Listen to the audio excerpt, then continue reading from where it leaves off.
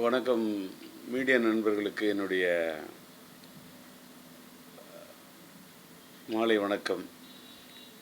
ஒரு திரைப்படம் பார்த்துவிட்டு இந்த படத்தை ஒரு பிரத்யேக காட்சிக்காக ஏற்பாடு செய்திருந்தார்கள். எனக்கு இந்த பிரத்யேக காட்சியை ஏற்பாடு செய்துவிட்டு நம்முடைய சமரசம் இதழ் நடத்தி கொண்டிருக்கக்கூடிய ஒரு அற்புதமான எழுத்தாளர் முகமது அமீன் அவர்களும் என்னுடைய ஃபாரூக் பிக்சர்ஸ் ஃபாரூக் அவர்களும் இந்த திரைப்படத்தை பார்க்க வேண்டும் என்று ரொம்ப நாட்களாக விருப்பம் தெரிவித்து கொண்டிருந்தார்கள். அவர்களோட விருப்பத்துக்கு ஏற்ப படத்தினுடைய இயக்குனர் மீரா கதிரவன் அவரோடு நான் விழித்திருப்படத்தில் இறைவனல்லால் ஒரு பாடலில் பணியாற்றியிருந்தேன். அவருக்கு எனக்கும் ஒரு நல்ல நட்பு உண்டு. அவர் இயக்குனர், அவரும் முறைப்படி என்னை அழைத்தார்.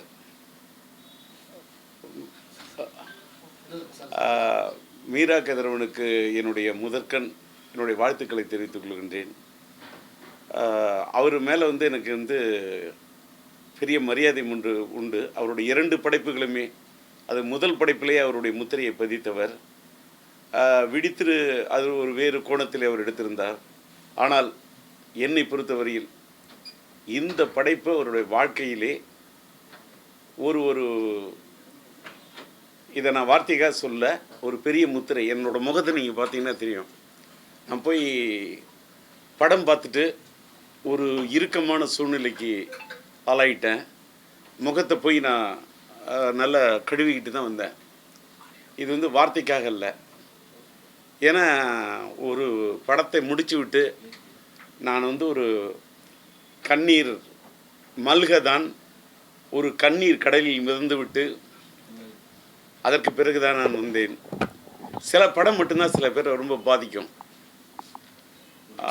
இப்போ உதாரணத்துக்கு என்னை பொறுத்தவரையில் நான் என்னை பற்றி சொல்லக்கூடாது. என்னோட முதல் படம் ஒருதலை ராகம் படமே, ஒரு படம் பார்த்தா ஒரு படம் முடிஞ்ச உடனே ஒரு பெரிய தாக்கத்தை ஏற்படுத்தும். அதே மாதிரி பல படங்கள் இருக்கும். 16 வயதில் படம் நம்முடைய மறைந்துவிட்ட இயக்குனர் இமயம் பாரதி ராஜா ஐயா அவர்களுடைய அந்த 16 வயதில் படம் பார்த்துவிட்டு அந்த படம் எனக்கு ஏற்படுத்திய தாக்கம்தான். அதற்கு பிறகுதான் நான் சினிமாவுக்கு வரேன். அந்த படத்துடைய தாக்கம் எனக்கு ஒரு பெரிய தாக்கத்தை ஏற்படுத்துச்சு. அதே மாதிரி பல படங்கள், ஒரு கல்யாண பரிசு பார்த்தா ஒரு பெரிய தாக்கத்தை ஏற்படுத்தும். தேவதாஸ் பார்த்தாக்கா ஒரு பெரிய தாக்கத்தை ஏற்படுத்தும்.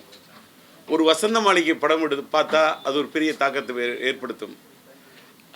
அது மாதிரி இந்த படம் ஒரு பெரிய தாக்கத்தை ஏற்படுத்தியது. இதில் நான் நிறைய சொல்லணுன்னா ரொம்ப வெளிப்படையாக சொல்லணும்னு சொன்னால், நான் இதை பற்றி பேசணுன்னா நான் மணிக்கணக்கில் பேச வேண்டிய ஒரு கட்டாயத்துக்கு ஆளாவேன். எதை பற்றி சொல்கிறதுன்னு எனக்கு தெரியல. என்னன்னு கேட்டாக்கா, இது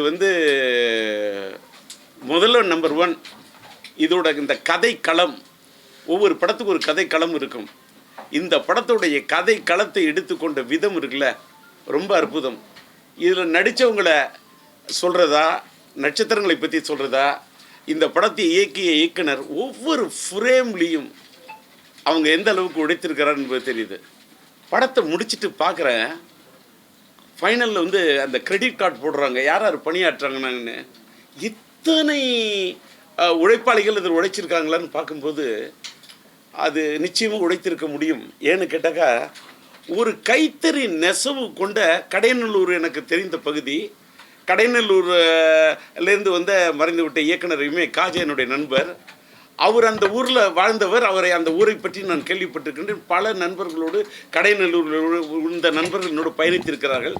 மீரா கதிரவனை என்னோடு பயணித்திருக்கிறார். ஆனால் அப்படிப்பட்ட மீரா கதிரவன் தந்த கடையநல்லூரில் போய் படம் எடுத்தாரா இல்லை வாழ்ந்து விட்டு வந்திருக்கிறாரா தெரியல. இப்படி ஒரு வாழ்வியலை படம் பிடித்து காட்டக்கூடிய ஒரு இயக்குனர் தமிழ் திரையுலகத்தில் இருப்பது இந்திய திரையுலகத்துக்கே ஒரு பெருமை சேர்க்கக்கூடிய ஒரு இயக்குனராக அந்த படைப்பை படைத்திருக்கிறார். அதாவது நிறைய பேசணுன்னா பேசிக்கிட்டே இருக்கலாம். அதற்கு அந்த கதை களத்தை, அதாவது இந்த கைத்தறி நெசவு என்பது இன்னைக்கு ஒரு விசைத்தறி வந்த பிறகு கைத்தறி நெசவு என்பது அந்த மக்கள் நசிந்து விட்டார்கள். அவர்களுடைய உணர்வு அந்த கால்குழியை மூடின பிறகு அந்த வீடு, அந்த வாழ்க்கை, அந்த கைத்தறி எல்லாத்த விட ஒரு படத்தில் வந்து என்னுடைய இணைய நண்பர் கஸ்தூரி ராஜா அவர்கள், அவர் என்னோட நண்பர், எல்லாத்துக்கும் மேற்பட நானும் ஒரு முன்னாடிய நண்பர்கள். அது வந்து அவர் என்னோட ஒரு ஒரு ஒரு கட்டத்தில் பணியாற்றியிருக்கிறாரு. அவரும் நானும் ஒன்றா பயணிச்சிருக்கோம். அதனால் இந்த படத்தில் அந்த கதாபாத்திரத்தில் யூசுப் கதாபாத்திரம் என்று நினைக்கின்றேன். அந்த பேர் அப்படியே அவர் யூசுஃபாகவே வாழ்ந்திருக்கார். அப்படி இந்த கை தண்ணி வந்து கையை கழுவிட்டு அந்த உதறதா இருக்கட்டும், அந்த துண்டு எடுத்து உதறதா இருக்கட்டும், அப்படியே அந்த பையனை இது பண்ணணும் நடை தளர்ந்து அந்த அந்த பையன் கதாநாயகன் ஈசான்னு நினைக்கிறான். அவன் நடிக்கவே இல்லை. அந்த பையன் அவன் அந்த கதாபாத்திரத்தில் வாழ்ந்திருக்கான். அது அந்த உடம்பை வந்து குறைச்சி ஃபர்ஸ்ட் ஹாஃபில் வந்து ஒரு அந்த யூத்தாக இருக்கக்கூடிய மேட்ரு முடிச்சுட்டு அந்த செகண்ட் ஹாஃபில் அந்த பையன் அந்த தாடி கிடிலாம் வளர்த்துட்டு அப்படியே அந்த பயணம் போயிட்டு வந்த பிறகு வாழ்க்கையில் அத்தனை துயரத்தை பயணத்தை சந்திச்சாரான். அந்த சஃபரால் அவனோட வாழ்க்கையில் சந்தித்த சஃபர் என்று சொன்னால் ஆங்கிலத்தில் அந்த துன்பம் துயரத்தை தான் தாங்கினானா. சஃபர்னு சொன்னால் இந்தியில் வந்து நம்ம உருதில் சொல்லக்குள்ள அது பயணம். அந்த சஃபரா அவனோட வாழ்க்கையின் சஃபரா அவன் அந்த பையனுடைய தாடியிலே இது தெரியுது. அந்த அளவுக்கு அந்த பையன் நடிச்சிருக்காரு. ஒரு அதே மாதிரி இசை வந்து சாம் வந்து ரீரெக்கார்டிங் ஸ்கோர் எக்ஸ்ட்ராடினரி. எனக்கு யாரை பற்றி பேசுகிறதுன்னு எனக்கு தெரியல. அது படத்தோட கலை இயக்குனர் இருக்காரா, இல்லை மீரா கதிரவன் வந்து அங்கே இருக்கக்கூடிய வாழ்க்கையின் யதார்த்தத்தை எடுத்து படம் முடிச்சிருக்காரா. ஒவ்வொரு ஃப்ரேமும் அந்த கேரளாக்குள்ளே போக்குள்ளே வந்து அந்த எனக்கு அந்த ட்ரெயின் கிராஸ் ஆகுறதா இருக்கட்டும், என்ன ஏரியல் வியூவு, எத்தனை நாள் யோசிச்சிருப்பார், எப்படி இந்த படம் எடுத்தாங்க எனக்கு தெரியல. அப்புறமா வந்து ஒரு படத்தில் வந்து அந்த கதாபாத்திரமாகவே அந்த பொண்ணு வந்து அந்த நிலான்ற ஒரு இதை அந்த ஒரு பொண்ணு கதாபாத்திரத்தை இது பண்ணிட்டு அந்த என்ன சொல்கிறது, அந்த மாலை மங்கிய பிறகுதான் அந்த பெண்கள் அவர்களோட அவங்களுடைய அந்த தொழுகை நேரம் முடிந்த பிறகுதான் அவர்கள் அவர்கள் வந்து அந்த குடத்தை எடுத்துக்கிட்டு அந்த நீர் பிடிக்கிறது போகணும். அப்போ அந்த காதலை வெளிப்படுத்துறதுக்காக அந்த பையன் அந்த அவன் கொண்டு வந்து அந்த சோப்பை எடுத்து அந்த குடத்துக்குள்ளே போடுறது, அந்த இடம் எனக்கு இப்போ கூட அதான் டச் பண்ணுது. அந்த குடத்தில் வந்து அதெல்லாம் வந்து அது ஒரு வாழ்க்கை, இது ஒரு வாழ்வியல், இது ஒரு படமாகவே நான் பார்க்கல. மீரா கதிரவனுக்கும் முகமது அமீன் அவர்களுக்கும் அதில் வரக்கூடிய ஹயாத் என்ற வார்த்தையாக இருக்கட்டும், ஒவ்வொரு வார்த்தைகளும் ஒரு இஸ்லாத்தில் இருக்கக்கூடியவர்கள், இஸ்லாத்தை உணர்ந்தவர்களுக்கு மட்டுமே இஸ்லாம் அலைக்கும் என்று சொல்வதாக இருக்கட்டும், அஸ்லாம் அலைக்கும் என்று சொன்னாலும் சரி, வாலிக் அஸ்லாம் என்றதுக்கு பதில் சொல்வதாக இருந்தாலும் சரி, இன்ஷா அல்லாஹ் என்பது எத்தனை தடவை இங்கே இந்த படத்தில் உச்சரிக்கப்பட்டிருக்கிறது கவுண்ட் பண்ணிக்கிட்டே இருக்கிறேன். அந்த வாழ்வியல் அது அல்ஹம்துலில்லாஹ் எப்படி இருக்குன்னு கேட்குறேன். அல்ஹம்துலில்லாஹ் நல்லா இருக்கேன். என்னால் நான் என்ன வாழ்க்கையில் என்னை பார்த்து அது வந்து ஃபாருக்கு கேட்டாலும் சரி, மீரா கதிரவன் கேட்டாலும் சரி, முகமது அமீன் கேட்டாலும் சரி, எந்த என்னோட இஸ்லாமிய நண்பர்கள் கேட்டாலும் சரி, அந்த அல்ஹம்துலில்லாஹ் நான் நல்லா இருக்கேன் அப்படின்னு தான் நான் சொல்லுவேன். இதெல்லாம் பார்க்கல. என்னடா இந்த பதிவு பண்ணுறேன்னா, நான் ஒரு இயக்குனராக இதை விமர்சனம் பண்ணவே இல்லை. நான் வந்து என்னோட முதல் படம் மறைந்து விட்ட என்னுடைய இனிய நண்பர் இப்ராஹிம் அவர்கள், அவர் தான் அந்த படத்துக்கு தயாரிக்கிறதுக்கு இது பண்ணார். எனக்கு அதுக்கு உறுதுணையாக இருந்து என்னோட நண்பர் யாருன்னு கேட்டால் ஹாரூன் என்ற என்னுடைய இனிய நண்பர் தான் அவர்கிட்ட அறிமுகப்படுத்தி இதனோட பழைய கதையாக இருக்கலாம். ஆனால் இப்ராஹிமுடைய தம்பி ஜஃபர்லாவும் சமீபத்தில் தான் மறைஞ்சார். இப்ராஹிமுடைய என்னுடைய நண்பர் அதே மாதிரி புகாரியும் மறைந்தார். நான் என்னன்னா மயிலாடுதுறையில் அந்த வடகரையில் என்னை வந்து இந்த சினிமா இந்த கரைக்கு சினிமாங்கிற இந்த கரைக்கு கொண்டாந்து விட்ட ஊரே வடகரை தான். வடகரை ஒரு முஸ்லீம் இடம், இஸ்லாமிய சகோதரர்களுக்கு இடம். அந்த வடகரை பக்கத்திலே அரங்குக்குடி, அது என் ஊரை சுற்றி நீடூர், அதை சுற்றி இறந்தங்குடி, அதை சுற்றி கிளியனூர் அப்படின்னு பார்த்தீங்கன்னா எல்லா ஊரும் நான் எடுத்துக்கிட்டு சாத்தனூர், நான் ஒரு 100 ஊர் சொல்லுவேன். எனக்கு நேரம் பார்த்தது.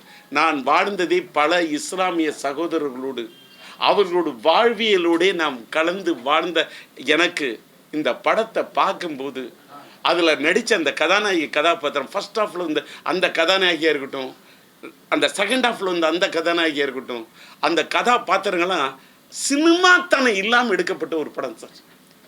ரொம்ப என்ன சொல்கிறது, சினிமாத்தனம் என்பது அறவே இல்லாமல் நாங்கள் ஒருதலை ராகம் எடுக்கக்குள்ள சினிமாத்தனம் இல்லாமலே அந்த ட்ரெயின் அப்படி இருக்கணும், அந்த காலேஜ் அப்படி தான் இருக்கணும் அப்படின்னு அந்த சினிமாத்தனத்தை அறவே அந்த ஜூனியர் ஆர்டிஸ்ட் கூட சென்னையிலேருந்து வந்துட்டால் சினிமாத்தனம் தெரிஞ்சிடும்னு நான் அதை அவாய்ட் பண்ணி படம் எடுத்தவன். கடையநல்லூரில் வந்து அதை இன்னொன்று ஒரு ஃப்ரேமில் 2 பேரும் உட்காந்து பேசுகிறாங்க, ஜன்னல் வழியாக பார்க்குறேன். பின்னாடி அந்த அட்மாஸ்பியரில் இருக்கக்கூடியவங்க போகிறவங்க அந்த முக்காடு அணிந்த மக்களும் அந்த நல்ல நரைத்த தாடியோடு அந்த இஸ்லாமிய சகோதரர்களையும் அப்புறமா அவர்கள் வந்து அந்த அந்த சங்கங்களில் உட்காந்து இளைஞர்கள் பாடும்போது அந்த சங்கத்தில் இந்த பாட்டு எடுத்திருக்காங்க.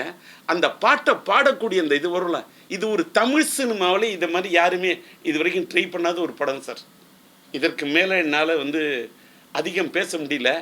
படத்தோட வசனம், அதாவது அந்த இஸ்லாமிய சகோதரர்கள் டே டு டே லைஃப்பில் எதெல்லாம் பயன்படுத்துவாங்களோ அதில் அந்த வாழ்வியலை இவர் மறைந்த போயிட்ட நானே வந்து அவங்க வீட்டு இஸ்லாமிய சகோதரர்கள் வீட்டு திருமணத்தில் அத்தனை திருமணங்களில் கலந்துருக்கேன். அவங்களோட முன்ன பல பேரோட மறைவுக்கும் போயிருக்கேன். இப்போல்லாம் யார் மறைந்தாலும் நான் போகிறதே இல்லை. ஏன்னு கேட்டால் நான் என்னன்னு கேட்டால் இந்த பதிவுன்னா எனக்கு உடம்பு சரியில்லாததுக்கப்புறம் நான் ரொம்ப எமோஷ்னல் டைப்பு, ரொம்ப உணர்ச்சி வசப்படுவேன். இப்போ நான் இதை யாரோட மறைவையும் போய் பார்க்குறதே கிடையாது. இப்போ கூட எனக்கு ஒரு மாதிரியா இதான படத்தில் தான் நண்பர் கஸ்தூரி ராஜா மறைஞ்சிட்டாரு.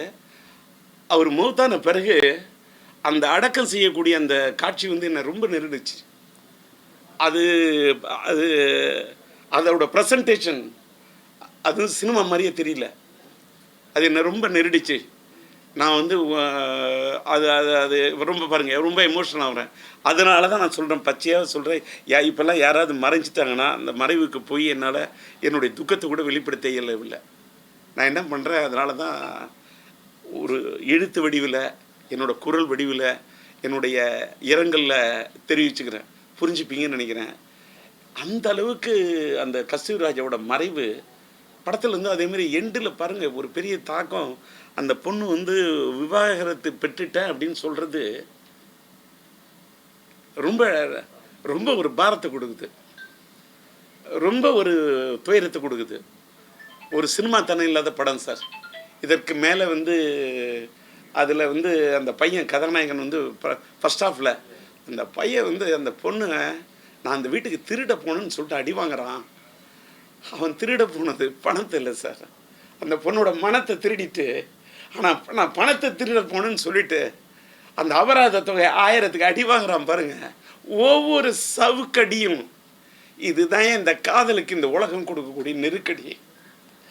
இது இஸ்லாமிய சகோதரர்கள் இந்த படத்தை பார்க்கும்போது அவர்கள் மனமுருகி அவர்கள் ஒன்றி பார்ப்பார்கள் என்பதை விட இதயம் இருக்கக்கூடியவர்கள், மனம் படைத்தவர்கள், மதத்துக்கெல்லாம் அப்பாற்பட்டு மத நல்லிணக்கத்தோடு சொன்ன காதல் மனம் படைத்தவர்கள் இந்த படத்தை, உண்மையான காதலை நேசிப்பவர்கள் இந்த காலத்திலும் இருந்தால், ஒருதலை ராகத்தில் இருந்து வந்த இந்த ராஜேந்தர், உயிரோடு எடுத்த இந்த ராஜேந்தர், மைதிலி என்னை காதலை எடுத்த இந்த ராஜேந்தர், கிளிஞ்சல்களுக்கு இசையமைத்த இந்த ராஜேந்தர், பூக்களை பறிக்காதல் படத்துக்கு இசையமைத்த இந்த ராஜேந்தர், காதல் அழிவதில்லை என்று படம் எடுத்த இந்த ராஜேந்தர், சொன்னால் தான் காதலா என்று படம் எடுத்த இந்த ராஜேந்தர், இந்த காலத்திலும் கலக்கல் காதல்டா என்று காதலை பற்றியே படம் எடுக்க வேண்டும் என்று துடிக்கக்கூடிய இந்த ராஜேந்தர், காதல் நெஞ்சங்கள் இந்த தமிழ்நாட்டில் மட்டுமல்ல இந்த மண்ணை கடந்து, அது என்னோட நண்பர்கள் பல பேர் வளைகுடா நாட்டில் இருக்கணும், இந்த மண்ணை பிரிஞ்சுட்டு நான் தான் காதலிச்ச பெண்ணை பிரிஞ்சுட்டு வளைகுடா நாட்டுக்கு மட்டுமல்ல உலகத்தில் எங்கெங்கோ தன் குடும்பத்துக்காக தன்னுடைய காதலை எல்லாம் புதைத்து விட்டு எமோஷனல் ஆகிறேன். அந்த மண்ணை விட்டு போயிட்டு இது பண்ணக்கூடிய அந்த இளைஞர்களுக்கெல்லாம் இந்த படம் பார்த்தாங்கன்னா ரொம்ப கனெக்ட் ஆவாங்க. என்னோட நண்பர்கள் நிறைய பேர் தன்னுடைய காதலை தொலைச்சிட்டு தன்னுடைய குடும்பத்துக்காக வெளிநாட்டில் போய் வாழக்கூடிய அவங்களுக்கெல்லாம் இந்த பதிவு கூட அவங்கெல்லாம் பார்த்தாங்கன்னா, இந்த படம் பார்த்தாங்கன்னா அவங்களுக்குலாம் ஒரு பெரிய பாதிப்பை ஏற்படுத்தும். அது மட்டும் இல்லை, காதலிக்கக்கூடிய காதல் நெஞ்சம் படைத்தவனுக்கெல்லாம் இந்த படம் ஒரு பெரிய பாதிப்பு ஏற்படுத்தும். காதலர்களே, மதத்தை பார்க்காதீங்க, மதத்தை பார்க்காத மனத்தை பாருன்னு பேசுறது வசனமாக சில பேருக்கு தெரியும். இனத்தை பார்க்காத இதயத்தை பாருன்னு சொல்கிறது வசனமாக தெரியும். நிறத்தை பார்க்காத நெஞ்சத்தை பாரு அப்படின்னு சொன்னால் உங்களுக்கெல்லாம் வசனமாக தெரியும்.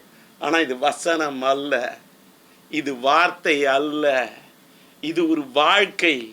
என்னுடைய யதார்த்த வாழ்க்கைக்கு இந்த சம்மந்தப்பட்ட படத்தை என்னை பார்க்கறதுக்கு அழைத்த உண்மையிலே இதுக்கு பாராட்டணும்னு நான் முதல்ல யோசித்தேன். ஹபீபின்னு இந்த தலைப்பை பார்க்கக்குள்ளே எனக்கு ஒரு நெருடிச்சு. நான் இந்த படம் பார்த்தா கொஞ்சம் நான் ஒரு படம் பார்த்தா ஒருத்தன் சந்தோஷப்படுவான், ஆனந்தப்படுவான். என்னோட கண்ணீர் இது ஆனந்த கண்ணீர். இதே மாதிரி படைப்பை ஒரு ஒரு தமிழ் இயக்குனர் எடுத்திருக்கிறார். அதுவும் அப்படிப்பட்ட அந்த இயக்குனர் என்னோடு பயணித்தவர். அவரோடு ஒரு படத்தில் நான் பணியாற்றி ஒரு பாட்டில் தானே கூட நான் பல நாள் அவரோடு விவாதித்திருக்கேன். அப்படிப்பட்ட மீரா கதிரவனோடு ஒரு வேளை கதிரவன் என்று சொன்னாலே அது ஒரு வெளிச்சம். கதிரவன் என்று சொன்னாலும் சரி, அது சூரியன் என்று சொன்னாலும் சரி, எனக்கு கதிரவனுக்கும் சூரியனுக்கும் எனக்கு ஒரு தொடர்பு உள்ள ஒரு ஆளாக இருக்கிறதுனால தெரியல. மீரா கதிரவன் ஒரு மீரா ஒரு படத்தை பார்த்துட்டு படம் என்னை துக்கப்படுத்திருச்சு, ஆனாலும் ஆனந்தப்படுத்திருச்சு. இப்படிப்பட்ட ஒரு படத்தை தமிழ்நாட்டில் அது ப்ரொடியூஸ் பண்ண இந்த ரோமியோ பிக்சர்ஸ், அதுக்கப்புறமா இந்த நேசம் என்டர்டைன்மெண்ட் நினைக்கிறேன், இன்னொன்று ஜிகே பிரதர்ஸ் பாட்டை, அந்த 3 தயாரிப்பாளருக்கு ஒரு பாட்டு ரொம்ப பெரிய பாராட்டு. ஏன்னா இப்படிலாம் ஒரு படம் எடுக்கிறதுக்கும் தயாரிப்பாளர் இருக்கிறாங்கன்னு சொல்லக்குள்ள எனக்கு இப்போ இன்னும் ரொம்ப சினிமா எடுக்கணும்னு ரொம்ப ஆசை வந்துருச்சு. எனக்கு இன்றைக்கி ஒரு நான் எடுத்த ஒருதலை ராகம், நான் இன்றைக்கி ஹபீபி பார்த்த பிறகு படம் எடுக்கணும்னு எனக்கு மனசில் ஏற்பட்டுடுச்சு ஒரு தனியாக தாகம். நீங்கள் இந்த படத்துக்கு நீங்கள் எல்லாம் நானும் ஒரு மீடியாவில் இன்றைக்கி டிஆர் டாக்கீஸ்ன்ற ஒரு சின்ன யூடியூப் சேனல் தான் நடத்துகிறேன். இந்த இதுக்கு பதிவு பண்ண வந்தக்கூடிய அத்தனை மீடியா நண்பர்களுக்கும் இதை போன்ற படங்களை தயவு செய்து ஒரு பட்ஜெட்டை பார்க்காதீங்க, சப்ஜெக்டை பாருங்கள். இப்படிப்பட்ட படங்களை நீங்கள் ஆதரவு கொடுக்க வேண்டும் என்று கேட்டு நன்றி, வணக்கம். என்னுடைய இளைய நண்பர் சமரசம் இதழை நடத்தக்கூடிய ஒரு பெரிய மாபெரும் எழுத்தாளர். அவருடைய எழுத்துக்கள் மேலே எனக்கு ஒரு பெரிய இது உண்டு. நிறைய நூல்லாம் எழுதியிருக்காரு.